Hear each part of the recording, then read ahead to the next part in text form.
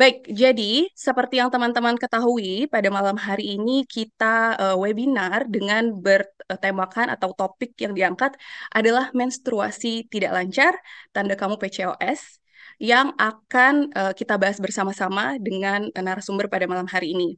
Jadi teman-teman mungkin pernah tahu ya atau mengalami sendiri nih bahwa siklus menstruasi adalah salah satu hal yang ternyata banyak sekali jadi permasalahan bagi perempuan. Pasti perempuan ya, tapi ternyata banyak banget nih teman-teman yang mengalami permasalahan itu.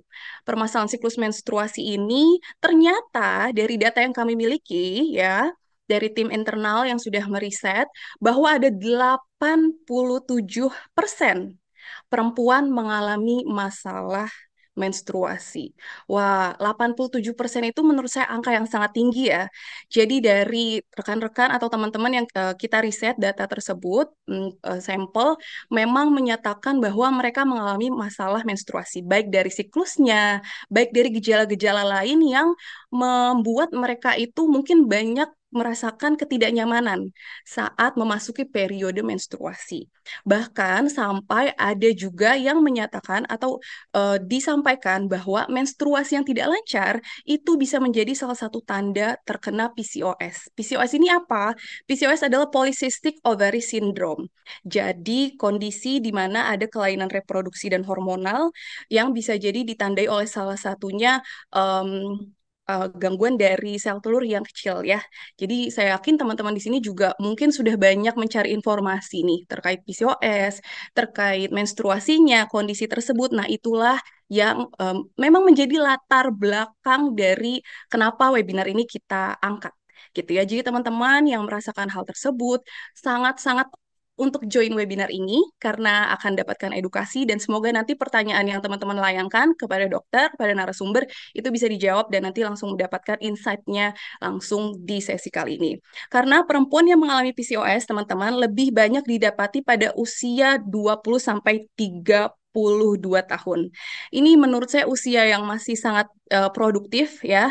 Dan tentu di usia segitu para wanita yang menuju dewasa itu mempertanyakan ya dan pasti khawatir nih kenapa bisa kita mengalami masalah tersebut.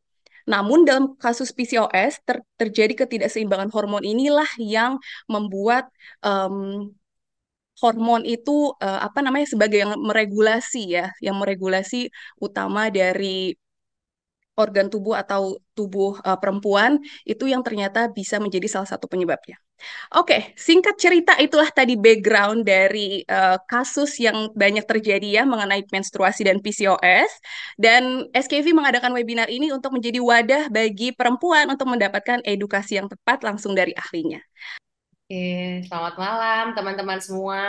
Ternyata ini saya baru tahu ya, kirain seminar awam biasa. Ternyata isinya ini adalah ya ibu-ibu perempuan-perempuan hebat ya yang mau paham soal kesehatan, soal gangguan hormon pada perempuan.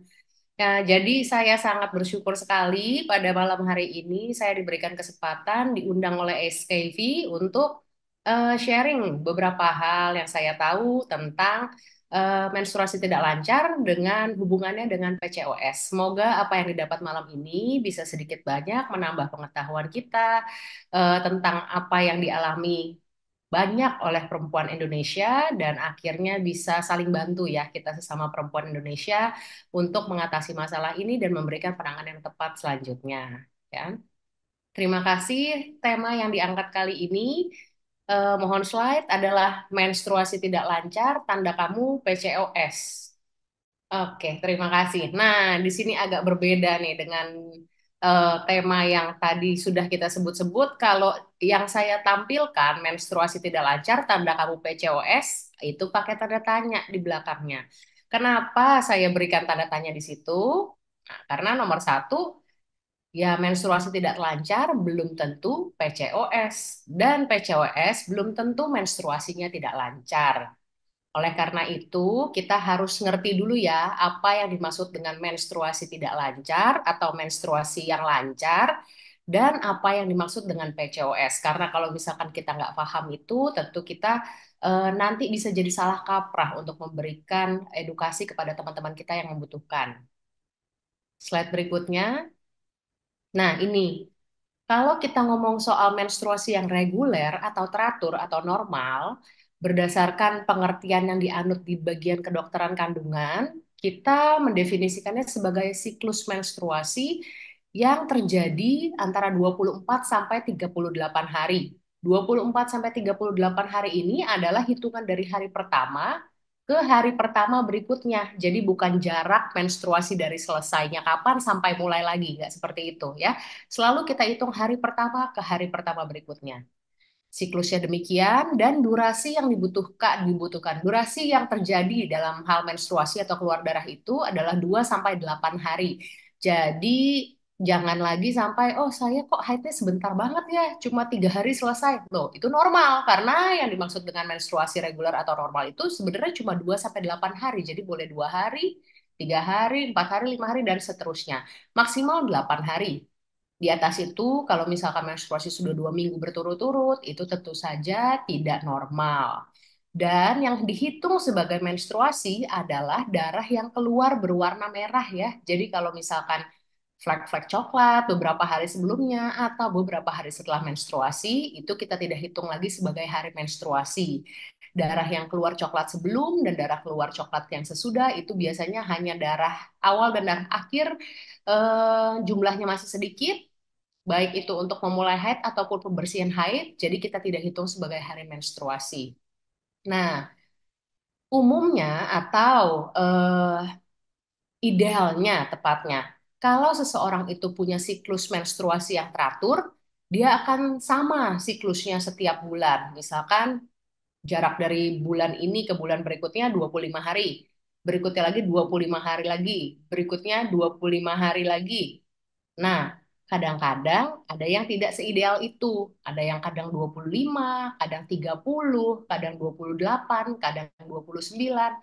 Itu juga masih kita katakan normal selama variasinya kurang dari ada yang bilang 7, ada yang bilang 9 hari gitu. Jadi kalau misalkan bulan ini 24, bulan depan 26, bulan depan 25, bulan depan 29 masih normal.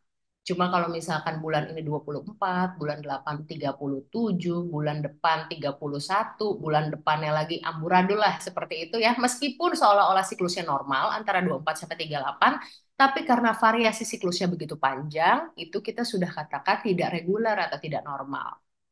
Berikutnya, jumlah darah yang normal umumnya adalah 30 sampai 80 mili. Ini yang agak susah karena kita tidak nampung darah haid kita di gelas ukur, kita nampungnya di pembalut. Nah, ada beberapa panduan sih kalau misalkan kita searchingnya di Google ya, satu pembalut itu setara berapa mili maksudnya. Pembalut yang 40 cm berapa, 25 cm berapa, atau pembalut yang panty liner berapa, itu masing-masing biasanya ada klaim dari masing-masing merek. Kalau kita mau lihat di Google ada ya. Tapi secara umum, kalau kita pakai satu pembalut yang ukuran reguler, berarti kira-kira 23 cm. Kalau misalkan penuh, tapi tidak basah ya, tidak basah yang diperas bisa keluar darah gitu, enggak. Tapi pembalut itu penuh dengan darah, itu kita anggap sebagai 5 cc.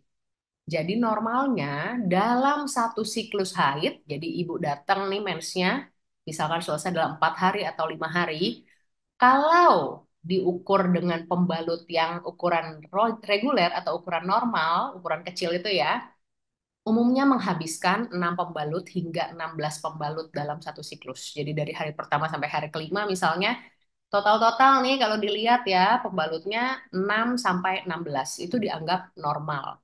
Kalau kurang dari itu bisa jadi terlalu sedikit. Kalau lebih dari itu, nah waspada, bisa jadi memang terlalu banyak atau bisa jadi memang orangnya nggak bertahan tiap kali ke WC ganti ya, itu harus dicermati. Berikutnya, nyeri. Apakah normal atau enggak? Sebenarnya normal. Namanya kita berdarah ya, ada nyeri. Wajar itu.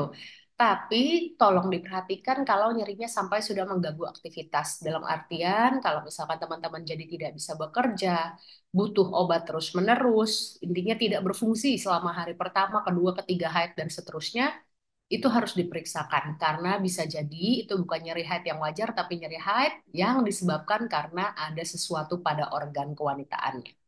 Berikutnya, nah ini ya.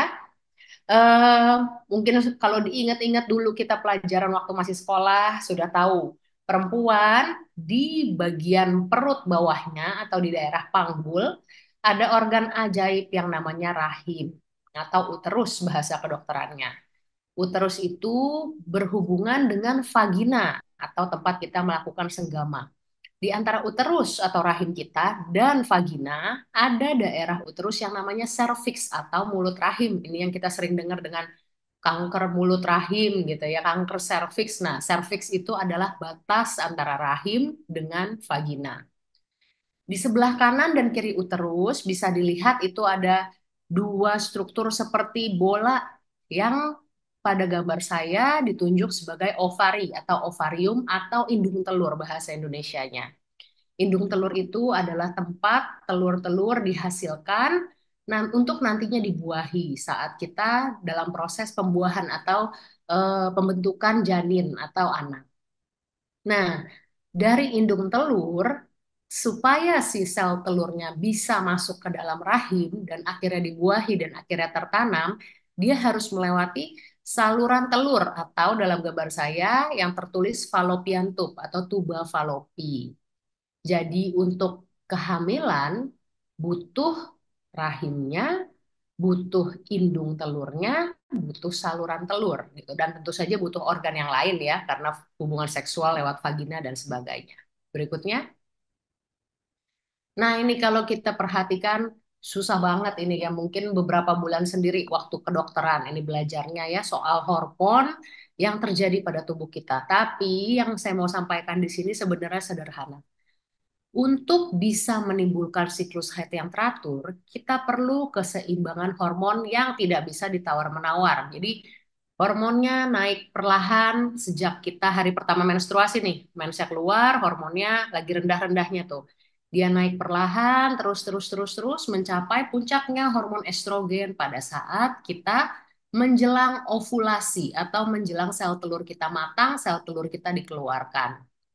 Setelah sel telur kita matang atau dikeluarkan, ya hormonnya kemudian menurun.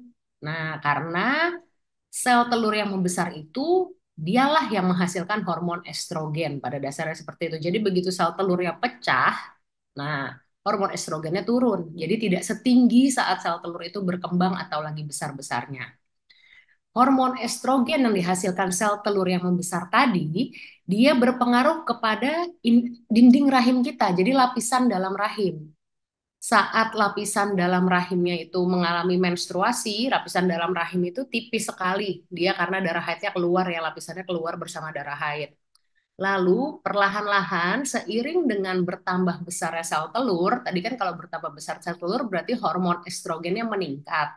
Saat hormon estrogennya meningkat, dinding rahim pun menebal. Nah, kalau misalkan sel telurnya matang menetas, dinding rahim yang menebal, bagus ya, itu adalah saat yang ideal untuk terjadi pembuahan. Jadi sel telurnya menetas, dinding rahimnya tebal atau subur. Kalau terjadi pembuahan, si janin bisa dengan nyaman tertanam di dalam dinding rahim. Tapi andai kata tidak terjadi pembuahan, misalkan memang tidak hubungan seksual, atau ya belum rezekinya, atau ya masih gadis, belum ada pasangannya, akhirnya kan si hormonnya itu tadi menurun ya akibat estrogen atau hormon estrogennya, maaf, hormon estrogennya menurun akibat sel telurnya sudah pecah atau sudah tidak ada lagi. Akhirnya lama-kelamaan dinding rahim yang tadi sudah tebal pun tidak bisa mempertahankan ketebalannya. Akhirnya dia harus luruh keluar bersama haid lagi. Gitu. Jadi prosesnya adalah saat kita haid, dinding rahim paling tipis, sel telurnya kecil, lalu sel telurnya membesar menghasilkan hormon estrogen, hormon itu menebalkan dinding rahim. Nah, saat itu ditunggu apakah terjadi pembuahan atau tidak. Kalau tidak terjadi, biasanya kira-kira 2 minggu kemudian atau 14 hari kemudian, semuanya ambiar, hormonnya turun, dinding rahimnya pun luruh menjadi menstruasi. Berikutnya, nah ini ya, kalau di dalam indung telur yang normal, sel telur itu ada yang membesar, sebenarnya ada beberapa yang bisa membesar, tapi akan terdapat satu sel telur yang menjadi sel telur dominan. Di awal kecilnya banyak tuh beberapa. Terus dia mulai membesar beberapa juga. Tapi yang akhirnya bisa menjadi sel telur dominan biasanya hanya satu atau dua. Itulah kenapa kalau manusia lahirannya bayinya satu, maksimal dua. Kalau yang keajaiban tuh baru kembar tiga, kembar empat ya. Karena kita memang dari sananya sel telur yang matang yang menjadi sel telur dominan hanya satu. Ya, berikutnya. Nah, ini ada perbandingan nih. Apa yang terjadi kalau seseorang itu mengalami ovarium polikistik atau yang sesuai tema kita ya, PCOS atau polikistik ovari. Kalau tadi pada ovarium normal hanya ada satu sel telur yang menjadi sel telur dominan dan akhirnya menetas dan akhirnya dibuahi, pada polikistik ovari, sel telurnya rame-rame membesarnya, nggak mau sendirian. Masalahnya, dia tidak benar-benar membesar sampai semuanya matang, lalu akhirnya kita lahiran bayi kembar 10, kembar 20. Enggak. Dia membesar rame-rame, tapi habis itu saat ukurannya tanggung, jadi kecil juga enggak, gede juga enggak, mereka semua stagnan, nggak ada yang membesar lagi. Segitu aja ukurannya. Jadi gambarannya kalau misalkan kita USG ya, saat kita lihat indung telur yang normal di masa subur, kita akan melihat telur satu besar sekali. Itu adalah telur dominan atau telur yang matang. Sedangkan kalau kita ngelihat ovarium polikistik, itu kita nggak akan pernah lihat telur yang matang. Kita seterusnya akan melihat sel telur yang jumlahnya banyak, ukurannya tanggung. Berikutnya, nah, ini contohnya ya. Yang sebelah kiri itu kita lihat indung telur yang normal, kita melihat ya ada sel telur yang jelas-jelas dominan. Dia lebih besar dari yang lain dan dia sendirian. Yang lain tidak akan sebesar dia lebih besar dari yang lain tidak akan sebesar dia. Sedangkan kalau kita lihat yang sebelah kanan atau ovarium yang polikistik, itu telurnya banyak dan ukurannya nanggung semua. Nggak ada yang besar, kecil banget juga enggak. Jadi yang terjadi pada sindrom ovarium polikistik adalah sel telurnya tidak bisa membesar, dia semuanya dalam kondisi tanggung ukurannya. Nah, masalahnya tadi ingat-ingat saya bilang, sel telur yang sedang membesar, dia menghasilkan hormon estrogen. Betul nggak? Kalau misalkan sel telur yang membesar hanya satu atau dua, dia menghasilkan hormon estrogen yang sekian. Nah, masalahnya ini sel telur yang membesar nih pada PCOS itu banyak sekali. Meskipun besarnya nanggung ya, nggak besar banget, tapi perjalanan menuju besarnya itu saat dia besarnya nanggung, dia tetap menghasilkan hormon estrogen. Hormonnya banyak sekali karena tentu saja sel telurnya banyak, seperti gambaran di kanan. Oleh karena itu, pada orang-orang yang mengalami sindrom ovarium polikistik, banyaknya folikel itu menyebabkan kondisi dominan estrogen pada tubuhnya. Ya, berarti estrogennya itu cenderung tinggi di dalam badannya. Nah, estrogen yang tinggi itu banyak nanti dampaknya ke badan kita ya. Berikutnya. Nah, ini tadi ya, balik lagi ya, yang dialami pada sindrom polikistik tidak ada sel telur yang benar-benar matang, sehingga akhirnya hormon estrogennya itu dia meningkat karena banyak sel telur dalam ukuran yang tanggung. Akibatnya dinding rahimnya tebal terus, eh, tidak pernah tipis karena tadi untuk dinding rahim yang tipis, hormon estrogennya harus turun dulu tuh ada garis yang warna merah jambu ya. Hormon estrogennya turun, saat itu terjadi menstruasi, dinding rahimnya jadi luruh atau menipis atau terjadi menstruasi. Sedangkan kalau misalkan pada orang-orang yang sindrom polikistik ovari, tadi terjadi kondisi dominan estrogen. Hormon estrogennya ada, terus tidak pernah turun. Akibatnya dinding rahimnya tidak pernah luruh. Dinding rahimnya tidak luruh, akibatnya apa? Nggak menstruasi. Itulah alasan kenapa orang yang PCOS yang nggak mens nggak setiap bulan seperti orang yang seharusnya menstruasi. Bisa 3 bulan baru menstruasi, 4 bulan, kadang-kadang setahun cuma 2 kali. Ya, seperti itu yang terjadi. Ya. Berikutnya. Nah ini kalau misalkan kita lihat ya, ini adalah ketebalan dinding rahim yang normal. Jadi dinding rahim normal itu tebalnya tergantung kita sedang dalam fase apa. Contoh misalkan, kalau misalkan ibu-ibu datang ke dokter, diperiksa dalam kondisi lagi menstruasi, lagi hari kelima, hari ketiga, dinding rahimnya tuh seharusnya tipis, hanya 2 mili, 4 milimeter, ya. Kalau ibu-ibu diperiksa ke dokter menjelang menstruasi, misalkan 2 hari lagi saya mau menstruasi nih, Dinding rahim itu tebalnya normalnya 7 sampai 16 milimeter. Nah, jadi kita menentukan dinding rahim tebal atau terlalu tebal atau tidak itu berdasarkan tergantung hari-harinya ya. Contoh, kalau misalkan ibu datang saat lagi menstruasi, dapat tebal dinding rahimnya 9 mili gitu. 9 milimeter sebenarnya sih nggak tebal-tebal banget karena dinding rahim bisa sampai 16 mili, bisa sampai 11 mili itu ya. Tapi kalau ibu datangnya di saat menstruasi dan tebal dinding rahimnya 9 mili, tentu dianggapnya tebal. Itulah biasanya ya ada diagnosis penebalan dinding rahim dan sebagainya.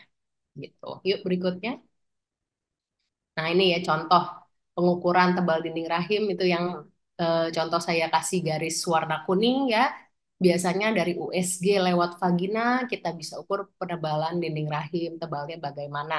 Biasanya tebal dinding rahim yang berlebihan itu juga terkait dengan kondisi tadi ya PCOS karena terlalu banyak hormon estrogen di dalam badan. Berikutnya. Hmm, Tadi kita sudah mengenal ovarium polikistik ya, bentuknya seperti apa ovarium polikistik. Nah, ini saya mau jelaskan apa yang dimaksud dengan sindrom ovarium polikistik atau SOPK atau PCOS, Polycystic Ovarian Syndrome ya.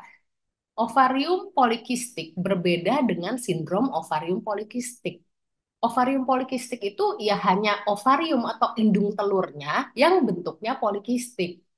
Sedangkan sesuatu punya nama sindrom, dikasih sindrom di depannya, itu karena dia merupakan sebuah kumpulan gejala. Jadi yang namanya sindrom itu adalah kumpulan gejala. Contoh sindrom Down, sindrom polikistik, sindrom ini itu kalau ibu tahu dengar kata medis gitu ya. Sindrom artinya adalah kumpulan gejala. Jadi, sindrom ovarium polikistik itu tidak hanya indung telur yang polikistik saja, tapi kita harus menegakkan atau mendiagnosis sindrom ovarium polikistik itu melalui sebuah kriteria medis yang namanya kriteria Rotterdam. Kriteria Rotterdam itu harus ditemukan dua dari tiga hal yang saya cantumkan di sini. Yang pertama adalah hiperandrogenisme klinis atau biokimia. Hiperandrogenisme, susah bener ya namanya ya. Intinya adalah hormon androgen tinggi. Hormon androgen tinggi itu apa? Hormon laki-laki tinggi. Intinya sih kira-kira seperti itu ya. Jadi kalau hormon androgen yang tinggi, muncul fitur-fitur seperti laki-laki. Nah, coba dicari aja apa yang membedakan laki-laki dengan perempuan. Kumis, jenggot, bulu, iya dong ya. Jadi kalau hiperandrogen atau hormon laki-lakinya tinggi, biasanya perempuannya berbulu. Bulunya bukan cuma kayak Iis Dahlia gitu ya, lucu-lucu ada kumis, bulu kaki, bulu ketiak, itu mah biasa banget. Tapi bulunya kayak laki, jenggot, jarang kan ya perempuan punya jenggot ya. Punya jambang, jarang kan? Bulu dada, jarang kan perempuan seperti itu ya. Atau yang mirip laki-laki lagi, kulitnya jadi lebih berminyak. Terus kebotakannya dibentuk huruf M di sini nih kan. Sering lihat ya laki-laki ya, makin lama makin tinggi hairline-nya. Nah, kalau misalkan terjadi keadaan seperti itu bisa digolongkan ke dalam hiperandrogenisme klinis atau secara penampakan luarnya aja kita bisa nilai kalau dia itu hormon lelakinya tinggi atau hormon androgennya tinggi. Lalu fitur yang kedua adalah disfungsi ovulasi atau ovulasi atau pelepasan indung telur, pelepasan sel telur dari indung telurnya tidak berfungsi dengan baik. Contohnya tadi, manifestasinya adalah tidak haid atau jarang haid karena tidak berovulasi. Karena kan tadi kan kalau misalkan mau haid harus ovulasi ya, sel telurnya harus menetas. Nah, kalau haidnya jarang, berarti jarang tuh di atas 38 hari, tadi kan ada siklus normal ya atau justru tidak haid sama sekali selama berbulan-bulan, itu juga masuk ke dalam kriteria Rotterdam. Dan kriteria yang ketiga adalah saat USG terdapat gambaran ovarium polikistik gitu. Jadi kalau misalkan pada ibu-ibu ini atau teman-teman kita hanya di USG sama dokternya, oh ini sel telurnya kecil-kecil nih, kayaknya ovarium polikistik. Nah, itu benar ovarium polikistik. Tapi apakah dia boleh bilang itu PCOS? Belum tentu, ya. Kalau misalkan terjadi tidak ada jarang haid, tidak ada haidnya memanjang, ya enggak. Kalau misalkan tidak ada hiperandrogenisme, ya enggak. Karena kan butuh setidaknya dua dari tiga gejala yang disebutkan atau tiga fitur yang disebutkan itu, gitu ya. Dan ini minta tolong ya, eh, jangan jangan sampai salah kaprah kalau misalkan mencari nanti dokter kandungan ya. Untuk mendiagnosis ovarium yang polikistik, kita harus menggunakan USG dari vagina atau dari anus. Karena yang namanya rahim itu besarnya cuma sebesar telur ayam kampung. Yang namanya indung telur itu diameternya paling 2 cm sampai 3 cm. Jadi yang benda sebesar telur ayam kampung dan telur yang 2-3 cm itu disuruh USG menembus ketebalan perut kita ya yang sudah tidak muda lagi itu susah banget. Apalagi letaknya untuk rahim dan indung telur itu berada di balik tulang kemaluan. Jadi kalau USG-nya dari perut nggak bisa ibu-ibu ya. USG-nya kalau sudah menikah atau sudah pernah hubungan seksual harus dari vagina, nggak bisa ditawar. Kalau misalkan USG-nya pada nona yang belum menikah atau belum pernah hubungan seksual itu dari anus ya. Kalau misalkan berani bilang gambaran ovariumnya polikistik, USG-nya dari perut, itu terus terang agak diragukan ya. Mungkin dia menegakkan diagnosis PCOS-nya pakai dua kriteria yang lain, bukan dengan gambaran ovarium polikistik ya. Karena untuk lihat ovarium polikistik itu perlu USG dari vagina atau dari anus. Berikutnya. Nah ini ya tadi gejalanya hiperandrogenisme berarti hormon kelelakiannya tinggi. Nah itu perempuan kalau kumis-kumis lucu kayak Iis Dahlia nggak apa-apa masih manis ya. Tapi kalau misalkan udah sampai ada jambangnya, ada jenggotnya itu kayaknya berlebihan deh. Namanya hirsutisme, bulunya kebanyakan ya. Di dada ada ya perempuan kakinya buluan normal nggak apa-apa Bu ya. Yang nggak normal adalah kalau pahanya juga buluan. Nah, itu mulai kebanyakan tuh berarti bulunya ya. Lengan bawah kita bulu nggak apa-apa aman. Tapi kalau lengan atas sampai berbulu, nah itu mungkin kebanyakan ya. Mungkin harus diperiksakan kalau seperti itu. Terus tanda hiperandrogenisme juga jerawat, jerawat-jerawat yang jerawat batu itu loh ya yang jelas-jelas nongolnya saat kita mau menstruasi. Begitu kita mens jerawatnya hilang. Nah, itu biasanya jerawat-jerawat karena androgen kebotakan yang tadi saya bilang ya hairline-nya makin tinggi bentuk huruf M acanthosis nigricans jadi suka lihat ya orang-orang yang terutama kalau misalkan yang obesitas nih di bagian leher belakangnya ya ini bukan dakian itu Bu memang dia berubah warna kulitnya namanya acanthosis nigricans dan biasanya kalau misalkan hormon androgennya tinggi juga terkait tekanan darah tinggi ya. Nah, gejala lain PCOS tadi selain hiperandrogenisme adalah haid yang jarang atau tidak haid. Nah, yang perlu diwaspadai ini nih.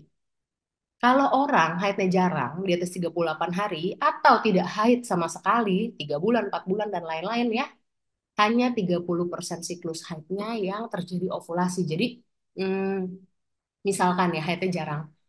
Ibu-ibu setahun haid cuma 4 kali. Nih ya, itu jarang banget setahun cuma 4 kali. Nah, dari 4 kali itu, hanya 30%-nya yang berovulasi. Berarti ya kira-kira satu lah atau 1/3 yang berovulasi. Berarti setahun orang itu ovulasi hanya sekali. Bayangin kalau misalkan pasangan suami istri nih, pasangan muda, setahun ovulasinya hanya terjadi 1 kali. Nah, kapan mau dapat anaknya? Dari lebaran ketemu lebaran lagi ditanya lagi, udah hamil belum? Udah hamil belum? Udah hamil belum? Ya belum. Soalnya ovulasinya setahun cuma sekali, orang lain sebulan sekali, dia setahun sekali. Tentu saja untuk kesempatan dapat keturunannya lebih rendah jauh dibandingkan pasangan lain yang perempuannya mengalami haid yang normal. Berikutnya. Nah, ini ya, ada beberapa hal yang erat kaitannya dengan PCOS. Nomor satu, obesitas. Mohon maaf, Bu, jangan marah kalau misalkan ke dokter kandungan, bilang haidnya nggak lancar, atau haidnya kok banyak sekali, 2 minggu nggak berhenti-berhenti, tapi sebelumnya 3 bulan nggak datang. Terus dokternya nyuruh, Bu, turunin berat badan dong. Itu bukan sensi, bukan fobia terhadap orang-orang obesitas. Enggak, Bu, karena memang serius ya. Obesitas, terutama obesitas sentral yang di bagian pinggang, nah itu terkait sekali dengan PCOS ya. Karena kenapa? Sel-sel lemak di dalam badan kita itu juga menghasilkan hormon estrogen. Tentu aja hormon estrogen tadi ingat ya, itu hormon yang sama dengan yang dihasilkan orang-orang PCOS yang sel telurnya jumlahnya nanggung, jumlahnya banyak dan besarnya nanggung. Nah, selain itu yang terkait dengan PCOS juga adalah resistensi insulin atau ya kondisi di mana sebentar lagi itu diabetes. Resistensi insulin itu biasanya kalau kita periksa gula darah gitu ya, tidak selalu tinggi sih, tapi ada beberapa momen biasanya terutama yang puasa itu lebih cenderung tinggi ya. Jadi dua hal ini obesitas atau kegemukan dengan kecenderungan akan jadi diabetes itu terkait erat dengan PCOS. Makanya salah satu manajemen PCOS yang paling penting adalah pengendalian gula darah dan pengendalian obesitas atau berat badan berikutnya. Nah, ini ya penanganan PCOS karena tadi erat kaitannya dengan obesitas. Jadi nomor satu yang perlu diperbaiki adalah gaya hidup, pola dietnya ya, terutama diet-diet yang tinggi akan gula dan karbohidrat ya. Itu yang paling pertama harus diturunkan. Bukannya kita suruh tidak makan, makannya cuma sekali sehari, tidak makan malam enggak. Nomor satu adalah tidak makan gula. Tepung sederhana, karbohidrat sederhana itu yang kita hindarin. Kalau mau makannya protein, tahu, tempe, kacang, silahkan, nggak apa-apa ya. Tapi kalau pagi boba, sore boba, malam kopi kekinian, aduh ya nggak bisa, itu terlalu banyak gulanya ya. Pasti PCOS-nya tidak akan terkendali. Nomor satu, orang PCOS diet dulu. Dietnya seperti apa? Seperti orang diabetes juga ada itu ya. Jadi dietnya diet gula, tidak boleh makannya atau ngurangin makannya makan gula dan karbohidrat ya. Berikutnya adalah olahraga tentu saja ya. Sekuatnya kalau misalkan badannya masih berat banget disuruh olahraga zumba lompat-lompat ya nggak bisa ya. Terserah mau dari jalan dulu, jogging dulu, sepedaan aja, cuma renang nggak apa-apa. Yang penting perilaku hidupnya dulu ya. Syukur-syukur turun berat badannya karena turun berat badan 5% aja itu langsung perbaikan gejala PCOS-nya. Kalau ibu-ibu ya punya teman-teman yang PCOS nih, mau dia gemuk banget kayak mau dia kurus ya, biasanya haidnya kan nggak teratur, masih gadis tuh, haidnya nggak teratur, jarang banget 3 bulan, 4 bulan datang. Tapi tiba-tiba kekasih hatinya melamar dia. Wah, persiapan pernikahan tuh kira-kira 6 bulan setahun. Diet dia karena mau cantik di hari pernikahan. Saat diet itu tiba-tiba haidnya teratur, bingung. Nah, kan kirain sembuh gitu PCOS ya ternyata ya enggak, dia tetap PCOS, cuma saat itu gejalanya ada perbaikan gara-gara dia diet. Padahal dietnya bukan untuk PCOS ya, dietnya untuk supaya baju pengantinnya cakep nanti ya. Nah, berikutnya penanganannya adalah yang berikutnya pengaturan jadwal haid. Tentu nggak enak ya buat perempuan haidnya hanya 4 bulan sekali, terus sekalinya haid banyak banget karena itu tabungan selama 4 bulan. Jadi biasanya ada beberapa yang menyarankan untuk pengaturan jadwal haid dengan obat-obatan hormonal atau dengan ya obat hormon ya kita keluarkan haidnya secara teratur. Ada yang pakai pil KB, boleh, nggak salah. Ada yang pakai obat yang diminum 2 minggu minum, 2 minggu nggak minum, boleh, dia nggak masalah. Atau hormon hormon yang lain. Yang jelas, memang pengaturan jadwal haid mau tidak mau dilakukan dengan obat-obatan hormonal. Tujuannya supaya kita haid atau keluarkan darah haidnya setiap bulan. Kalau misalkan kita keluarkannya 4 bulan sekali, 5 bulan sekali, tentu nanti berikutnya nggak bagus karena begitu keluar darahnya, haidnya banyak sekali atau panjang sekali haidnya, ya. Berikutnya penanganan PCOS, stimulasi ovulasi. Apa tuh maksudnya stimulasi ovulasi? Tadi kan katanya kita udah bilang ya, orang yang PCOS yang haidnya jarang, hanya 30% dari haidnya itu yang terjadi ovulasi atau yang terjadi sel telur matang. Kalau orang 4 kali setahun, haidnya berarti hanya sekali terjadi ovulasinya. Berabe buat suami istri yang ditanya terus kapan hamil, kapan hamil, kapan hamil. Oleh karena itu, salah satu penanganannya, terutama untuk orang-orang yang berusaha punya anak, kita bantu dengan obat-obatan supaya dia bisa berovulasi, supaya sel telurnya bisa matang. Kalau tadi sel telurnya jumlahnya banyak tapi semua ukurannya nanggung, kita bisa kasih obat ya supaya sel telurnya itu ada yang membesar 1 atau 2 sel telur. Nah, itu yang dimaksud dengan stimulasi ovulasi. Harapannya ya akhirnya bisa terjadi ovulasi, sel telurnya matang, bisa terjadi pembuahan dan bisa hamil orangnya. Nah, yang terakhir penanganan PCOS adalah kelola stres. Ya, kalau misalkan kita stres, hormon kita nggak balance semuanya, amburadul, androgen juga makin tinggi, ya. Tahu sendiri hormon estrogen nih perempuan kalau gak estrogen bawaannya pengen marah-marah terus. Nah, salah satu penanganannya juga adalah kelola stres. Ingat, banyaknya folikel tadi yang ukurannya nanggung-nanggung, dia menyebabkan kondisi dominan estrogen. Estrogennya tinggi, sepaneng terus Bu, perasaan Bu, rasanya nggak enak, apalagi nggak keluar haid 3 bulan, aduh sepaneng terus, nggak enak, berantem terus nanti sama suami, ya. Jadi kita harus benar-benar kelola stres. Macam-macam caranya, ada yang dengan meditasi, ada yang dengan yoga, ada yang dengan segala macam. Akupuntur juga ada, ya. Nah, beberapa bahan alami, misalkan fitoestrogen ya, yang mengandung fitoestrogen atau estrogen dari alam, contohnya yang terkandung pada bahan Safatari ini, dia itu membantu memang melawan kondisi dominan estrogen dan juga berperan dalam penurunan berat badan gitu. Jadi ada beberapa bahan alami yang kira-kira bisa membantu ya menangani gejala-gejala pada pasien yang menderita PCOS, terutama kondisi yang disebabkan oleh estrogen yang dominan dan eh, obesitas yang terkait dengan PCOS. Berikutnya. Nah, sekian dulu dari saya. Mungkin selanjutnya akan dilanjutkan dari teman-teman SKV. Untuk lebih kurangnya saya mohon maaf. Kalau misalkan ada pertanyaan, boleh silahkan nanti dibantu dari moderator. Terima kasih. Halo, selamat malam semuanya. Terima kasih Mbak Taca. Salam kenal, saya nutrisionis dari SKF Indonesia. Nah, tadi saya nyimak dari materi dokter nih ternyata yang namanya masalah PCOS nggak bisa ya cuma gara-gara, aduh, menstruasi kita nggak lancar berarti PCOS gitu. Jadi kita memang harus langsung konsultasi aja ke spesialis obgyn, terus kemudian menjalankan pemeriksaan yang lebih lanjut. Salah satunya seperti USG transvagina ya, kayak gitu, ataupun trans anus ya tadi ya, kita. Nah, dari tadi saya juga mantau nih untuk teman-teman yang ikutan webinar malam hari ini. Yang semangat banget saya lihat tadi ada Bunda Hasan, Ibu Elvita Monanda, wow. Bahkan sampai nyiapin catatan nih. Tadi saya ada lihat, terus kemudian juga bahkan ada yang sampai nonton bareng Ibu Yanti Wijaya. Halo, selamat datang.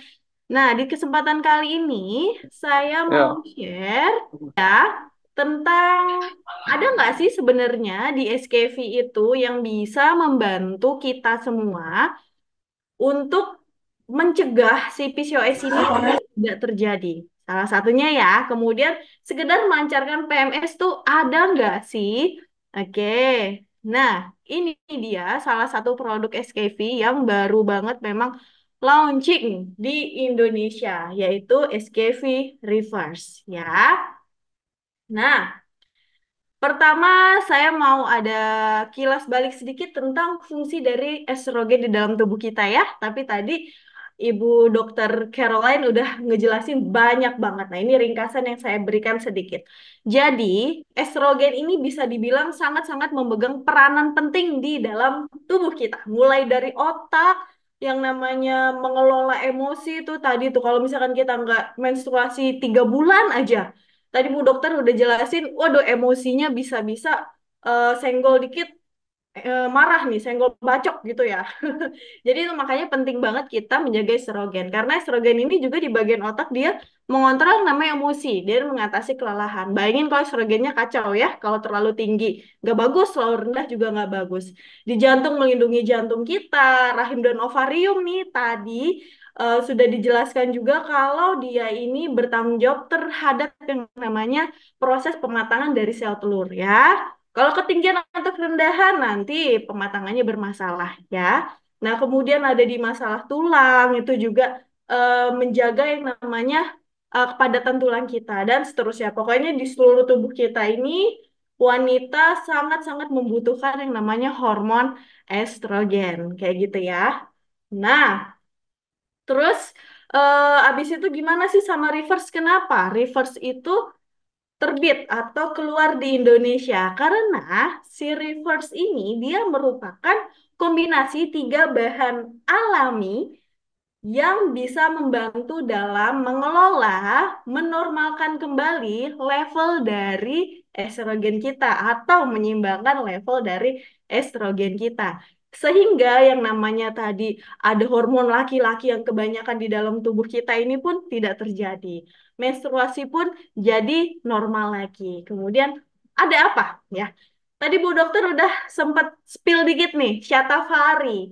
Shatavari-nya sendiri aja kalau dia berdiri sendiri udah bisa membantu yang namanya menjaga keseimbangan hormonal wanita. Apalagi kalau ditambahin sama yang namanya ubi bidadari putih dan juga rumput Fatimah. Nah, ketiga bahan ini ketika dia ini dikombinasikan menjadi satu, ternyata mereka ini bekerja secara sinergis sehingga kembali menyeimbangkan hormon estrogen di dalam tubuh wanita, gitu ya. Dan siapa sih yang boleh konsumsi si reverse ini? Yang pastinya wanita berusia di atas 18 tahun, kayak gitu ya.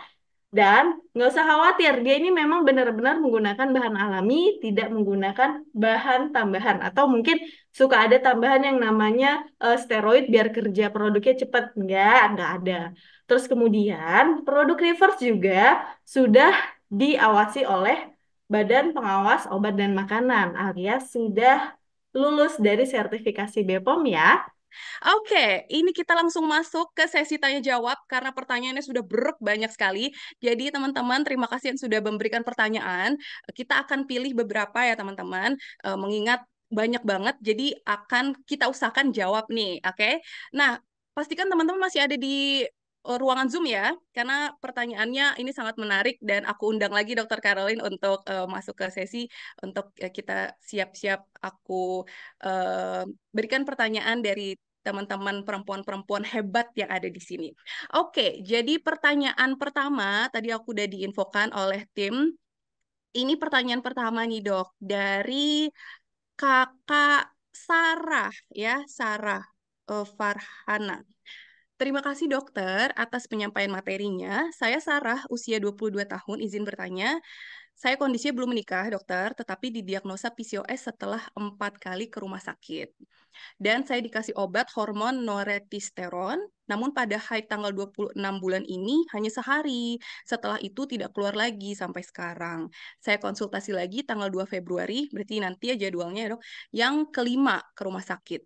Dan saya sedih harus bagaimana dokter, terima kasih. Boleh dijawab dokter Caroline? Dipersilakan. Iya, terima kasih untuk pertanyaannya, Mbak Sarah. Edo, Nah, Edo, itu ada yang pertanyaan saya di chat yang mau beritahu ya, kalau misalkan kita USG pada pasien-pasien yang tidak haid, nomor satu kita harus tahu tebal dinding rahimnya dulu. Kalau misalkan dinding rahimnya dalam kondisi tebal, diberikan obat untuk pemancing haid ya, noretisteron asetat atau Primolut, Norelut, mereknya seperti itu ya. Dia hanya bisa mengeluarkan haid kalau kondisi dinding rahimnya sedang tebal ya. Kalau misalkan kondisi dinding rahimnya tidak tebal, mau dikasih Norelut atau noretisteron tadi sebanyak apapun tidak akan keluar sebenarnya haidnya atau hanya keluar 1 hari ya. Jadi itulah pentingnya sebelum diberikan obat apapun yang katanya untuk memancing haid, kita lakukan pemeriksaan dulu.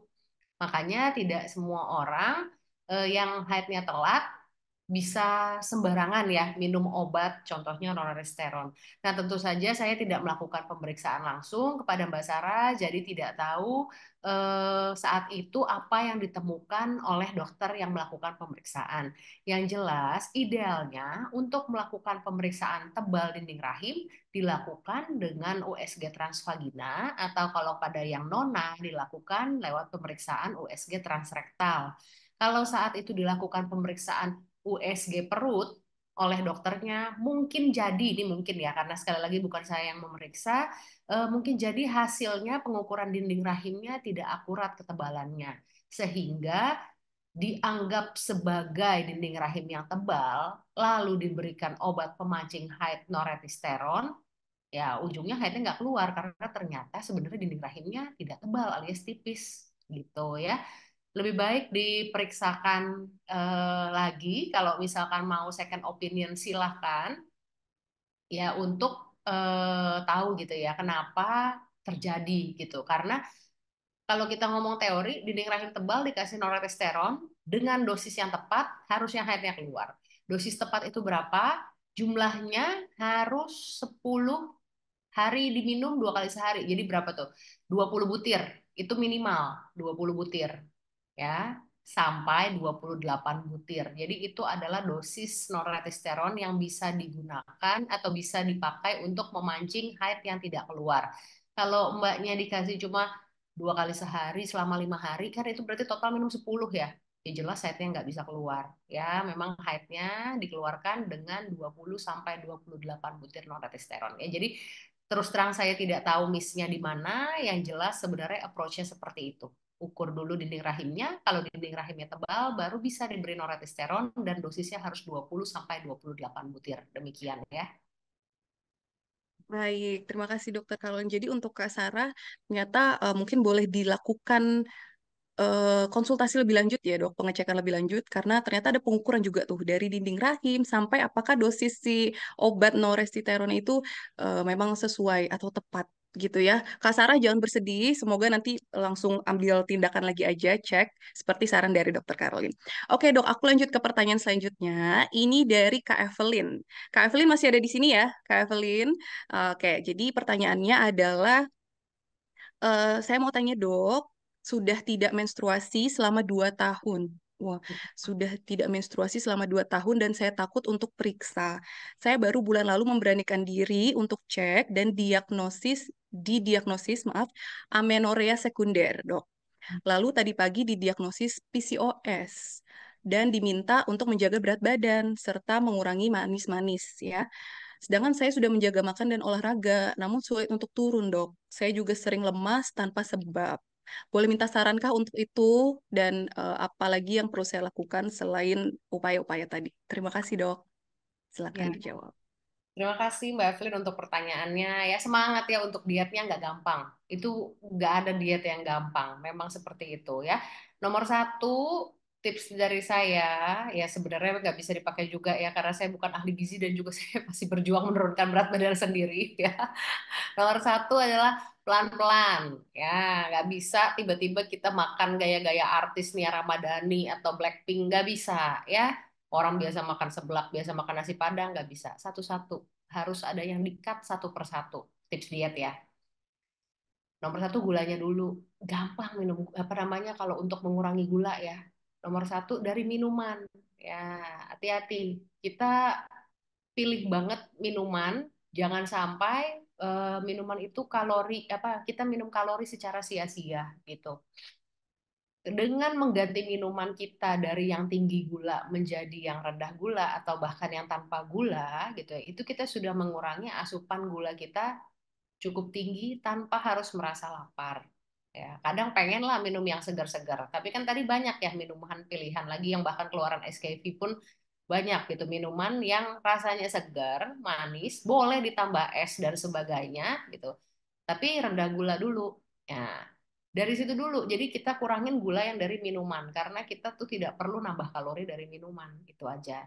Nah, setelah itu baru berikutnya lagi, tahap berikutnya gula yang dari makanan, kue-kue, biskuit-biskuit, ya roti-roti yang manis gitu. Kita nggak akan lapar kalau kita nggak makan kue, kita nggak akan lapar kalau misalkan kita nggak makan roti, karena kita bisa makan yang lain, masih ada nasi Padang, enak ya, masih ada yang lain segala macam, mau makan steak, mau makan gorengan apa, nggak apa-apa. Jadi kuranginnya satu-satu, gula dari minuman dulu, lalu gula dari makanan. Setelah itu kalau misalkan sudah bagus lagi 2-3 bulan seperti itu, baru kita berikutnya kurangin yang karbohidrat dari makanan gitu, bukan cuma gula ya, karbo ya, dalam artian mengurangi porsi nasi, porsi kentang, dan menggantikannya dengan serat atau protein. Kalau misalkan lapar nggak akan berhasil diet gitu. Tidak ada diet yang bikin lapar terus jadi sukses, nggak bisa. Senewen yang ada ya. Jadi kita bukannya mengurangi porsi makan dulu, tapi memilih eh, apa yang kita makan. Yang dimakan itu dipikirkan apakah ini baik, apakah ini bermanfaat untuk saya. Itu satu ya. Teorinya mungkin lebih gampang daripada yang ngejalanin. Saya ngerti ngejalaninnya pasti susah ya. Yang kedua, untuk olahraga. Ini tips dari saya ya. Olahraga yang untuk pembakaran lemak atau mengendalikan gula darah ya, untuk apa namanya, mencegah resistensi insulin. Itu yang penting bukan beratnya, Mbak Evelyn. Yang penting itu adalah lamanya gitu. Jadi olahraga yang membakar lemak itu adalah olahraga yang dilakukan di atas 40 menit. Jadi kalau misalkan kita olahraga baru 20 menit, 15 menit, 30 menit, kita belum bakar lemak. Kita masih bakar cadangan energi kita, bakar sarapan kita tadi pagi, bahkan makan malam kita semalam gitu ya. Tapi untuk membakar lemak yang sudah menumpuk di dalam badan kita, itu yang kita perlukan adalah olahraga di atas 40 menit. Jadi 40 menit ke atas baru bakar lemak. Nah, kalau misalkan Mbak Evelyn olahraganya pound feet, zumba, angkat besi 40 menit udah lemas, nggak bisa ya. Jadi olahraga yang ringan. Saat ini bisanya jalan kaki, jalan kaki. Saat ini bisanya renang santai, renang santai. Yang penting aktif bergerak, detak jantung naik nih ya, di atas 40 menit. Itu targetnya ya. Ringan yang penting tapi lama itu aja. Nah, memang sih nggak ada yang gampang, nggak ada yang instan ya. Semua harus ada yang dikorbankan. Kalau dalam hal ini, saran saya memang yang dikorbankan adalah waktu gitu. Dengan jalan kaki yang penting di atas 40 menit. Nggak berasa kok, paling bosan, nggak berasa capek ya, paling bosan. Ya, kalau misalkan ada teman yang mau diajak jalan bareng, lebih bagus lagi sih sebenarnya. Jadi saling menyemangati. Itu aja ya. Untuk terapinya sih ya semangat ya, memang banyak nanti yang akan diberikan ya oleh dokternya. Tapi yang nomor satu memang benar sudah sesuai arahan yang dikasih dokternya Mbak Evelyn tadi, yaitu adalah perubahan pola hidup, diet, dan olahraga. Bukannya kenapa-kenapa sensi gitu sama orang obesitas, enggak. Tapi memang sangat terpengaruh.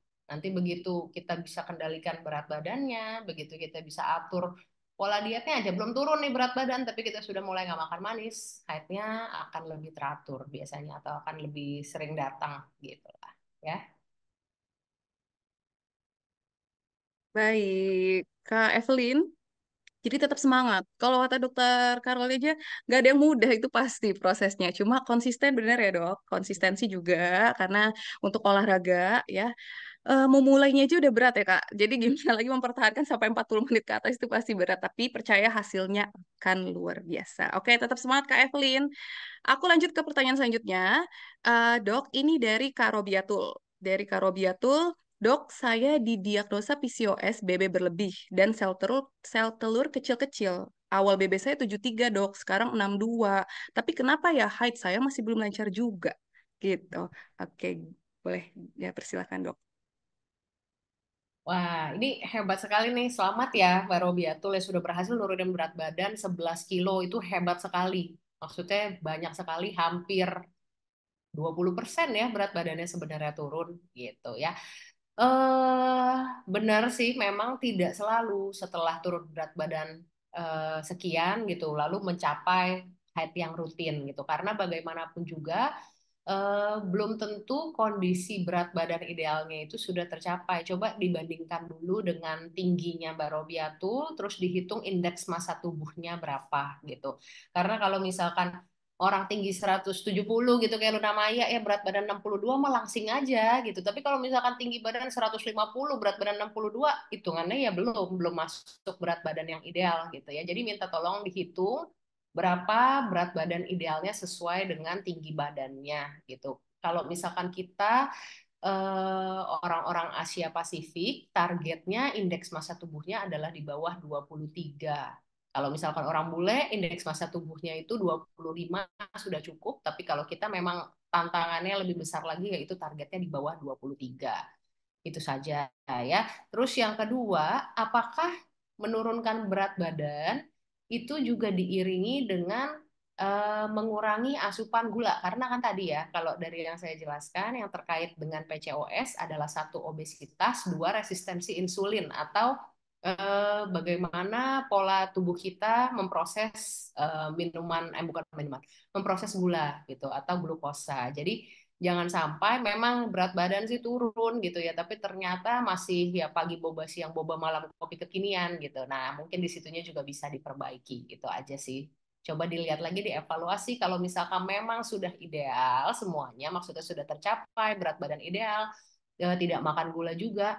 Nah, mungkin Mbak Robiatul masuk ke dalam kategori yang namanya lean PCOS. Jadi PCOS itu memang terkait dengan kegemukan dan resistensi insulin, tapi ada beberapa orang yang mengalami lean PCOS.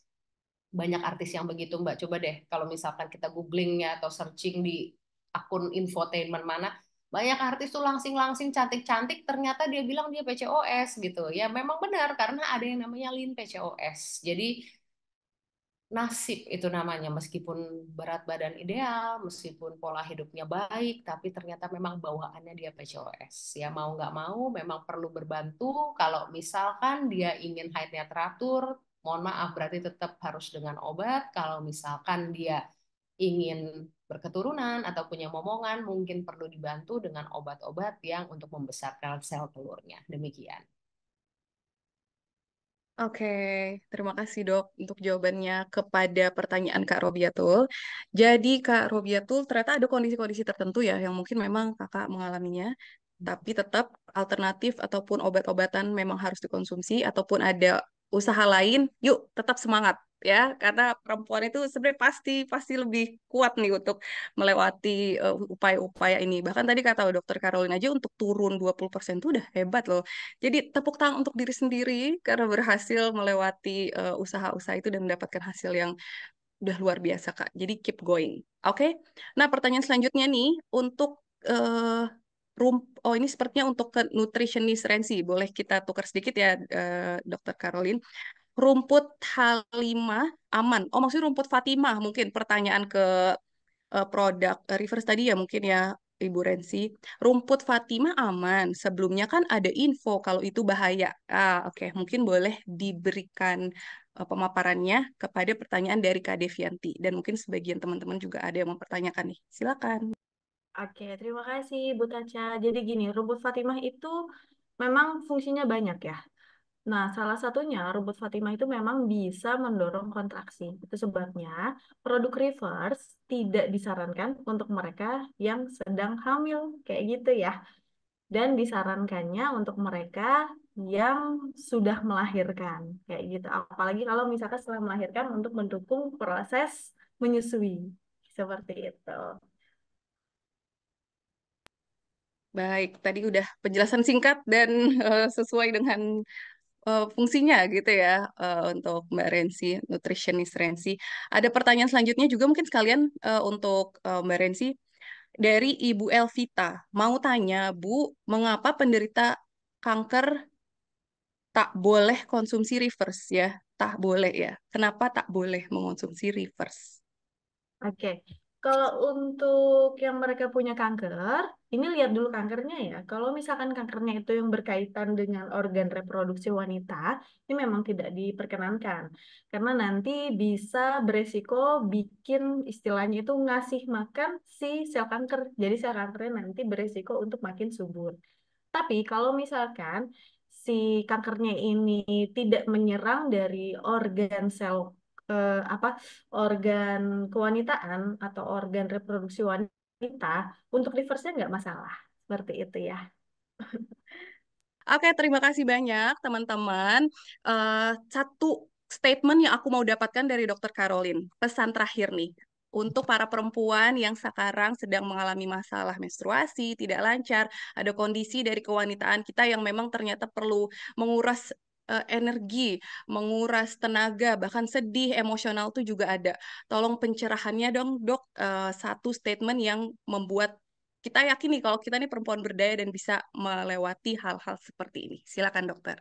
Iya, untuk teman-teman yang lagi berjuang tentang hati yang nggak lancar atau sudah tahu PCOS ya, tetap semangat, kalian tidak sendiri ya. Libatkan orang-orang terdekat, libatkan orang-orang yang mengerti, baik itu nutrisionis atau dokter kandungan kalian ya. Ini bukan perjuangan yang bisa dilakukan sendiri. Kita nggak bisa namanya melawan PCOS sendirian. Kenapa? Coba bayangin punya teman satu geng, dia makan enak, kita makan diet nggak bisa ya. Jadi memang kita harus dekatkan diri kita ke orang-orang yang mau mendukung kita ya. Perjuangannya memang nggak gampang, tapi segalanya itu mungkin. Jangan khawatir, ini tahun 2023 semua ada solusinya gitu. Udah 2024 bahkan ya. 2024 semua ada solusinya, tenang aja ya. Baik, aku mau mengingatkan lagi teman-teman bahwa program promo yang tadi sudah disampaikan sebelumnya oleh Pak Riko itu benar-benar worth it, benar-benar cocok banget untuk teman-teman coba ya karena program yang sangat menarik. Boleh kita tampilkan di sini program promonya. Program promo produk SKV Reverse yang bisa teman-teman coba bahwa dengan hasil yang tadi sudah di-share juga ya oleh Ibu Nisa, ini ada paket lancarkan menstruasimu sekarang juga. Beli satu box reverse capsule, free beauty pouch SKV, periode yang sangat amat terbatas teman-teman, 29 sampai 30 Januari aja. Tandanya berarti hari ini sisa beberapa jam, dan besok juga sisa beberapa jam. Ini benar-benar patut untuk dicoba, karena apa? Tadi mungkin dari sisi dokter pun, dari topik kita ini sudah sangat-sangat dijelaskan dengan detail oleh Dokter Caroline. Lalu ada pun bahan yang ternyata bisa menjadi salah satu penanganan. Di situ disebut Shatavari ya. Teman-teman tadi pasti nyimak bagaimana Shatavari itu bisa membantu untuk proses penanganan hormon dari estrogen ini, mengontrol, menyeimbangkan, dan bahkan membantu untuk penanganan PCOS. Dijelaskan juga dari sisi nutrisinya oleh nutritionist Rensi bahwa ada bahan-bahan yang ternyata terkandung di dalam SKV reverse, dan itu bahan-bahan yang sudah teruji. Satu aja berdiri sendiri si Shatavari itu udah bermanfaat yang luar biasa. Gimana lagi ditambah dengan kedua bahan tadi lainnya. Bahkan untuk bahan-bahan itu sudah teruji di berbagai negara. Bahan yang herbal, alami, bisa sangat bermanfaat dan cocok untuk perempuan yang punya masalah menstruasi, baik dari segi ketidaklancarannya atau bahkan sebenarnya membantu untuk hormon estrogennya terjaga seimbang ya, karena ada fitoestrogen di sana. Ada satu lagi promo menarik, ini yang berhak teman-teman juga untuk segera ambil, yaitu promo join. Join ini apa? Jadi tadi ya, kalau yang disampaikan, ada peluang besar, peluang luar biasa yang bisa teman-teman langsung ambil, promo join reseller.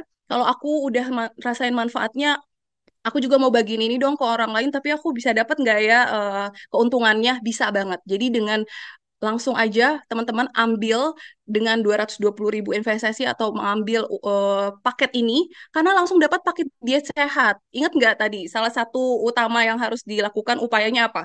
Diet sehat ya teman-teman. Jadi dengan On The Go Bar, Safa Original Nutrel, penjelasannya udah ada di kolom chat ya, dibantu oleh tim. Itu semua cocok banget untuk gaya hidup teman-teman yang sedang berusaha untuk diet, menurunkan berat badan, atau bahkan sekedar ingin memaintain berat badannya, mau tetap minum minuman yang enak, aku mau tetap minuman yang seger, kalau lagi ngantor, lagi kuliah, itu minumannya perlu yang manis-manis, tapi aku nggak mau yang full worry, aku nggak mau khawatir. Nah, cocok banget di sini ada SKB Safa, dan teman-teman yang mau snack, mau ngemil, ada On The Go Bar, bar yang ini sangat bernutrisi, ini nutrition bar ya, ataupun bar yang sangat full of serat gitu. Ini langsung dimakan satu aja itu bisa mengenyangkan dan bisa kalorinya less, tapi nutrisinya atau manfaatnya itu full. Nah, mantap. Satu lagi ada Nutrel juga, bantu untuk melancarkan pencernaan.